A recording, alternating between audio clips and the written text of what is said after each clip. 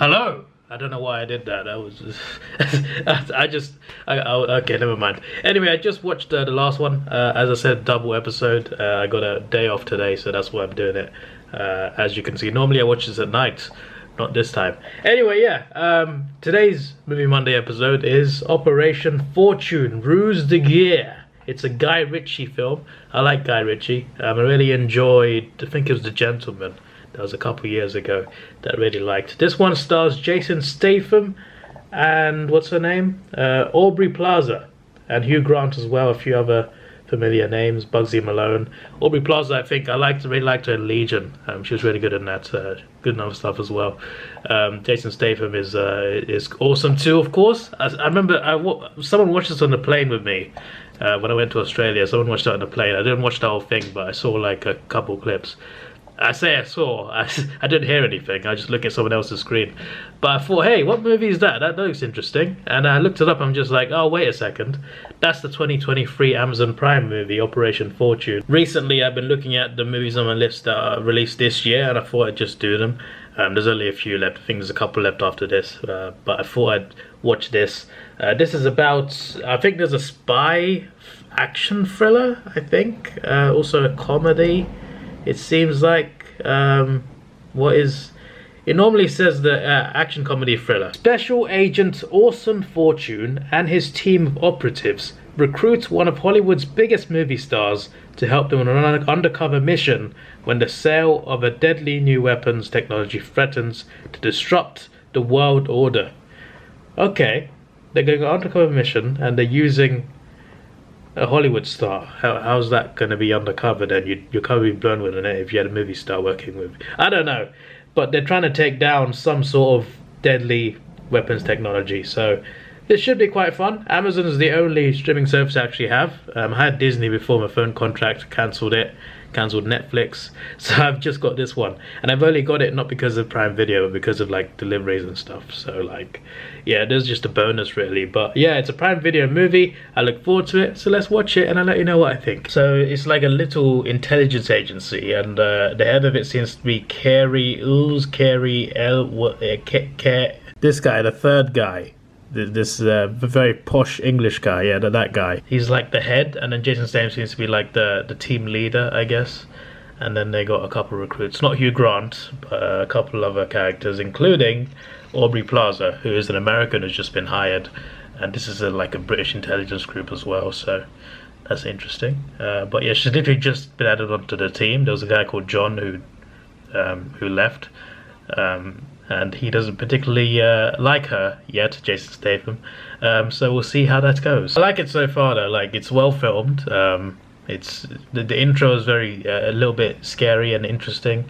I'm intrigued to see where this goes. So the other organization that the John guy left them for is a rival organization.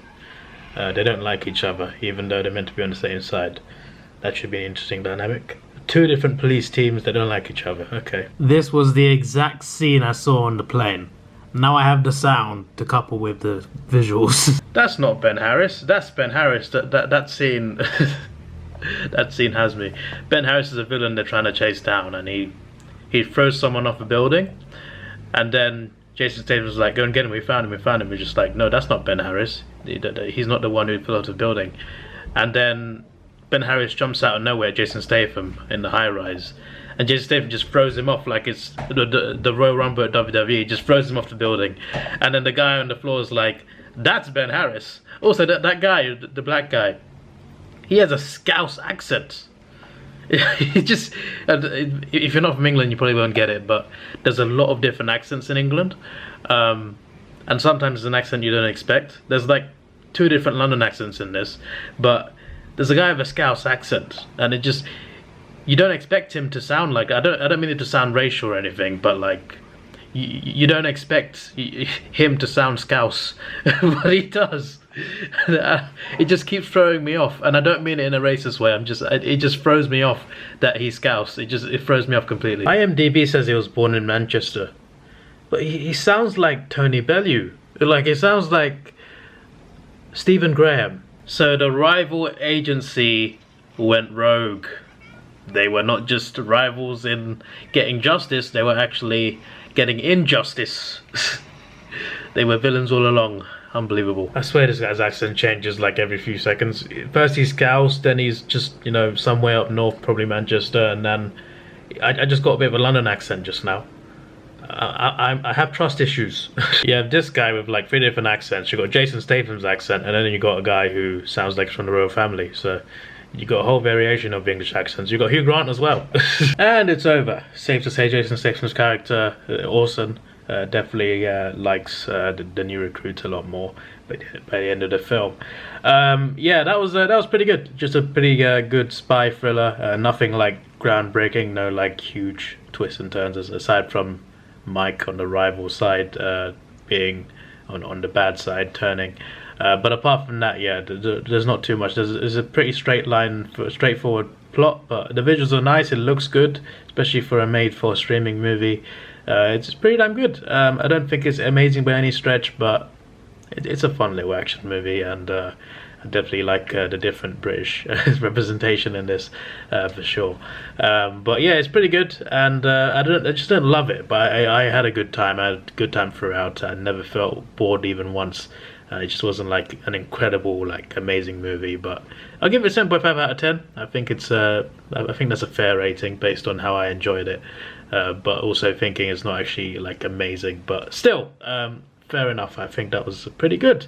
Not the best Amazon Prime film I've seen. I think that goes to Jake Gyllenhaal war film from earlier this year, but still pretty damn good. So yeah, I got a few more 2023 movies left, and I want to do one. There's a 3-hour one.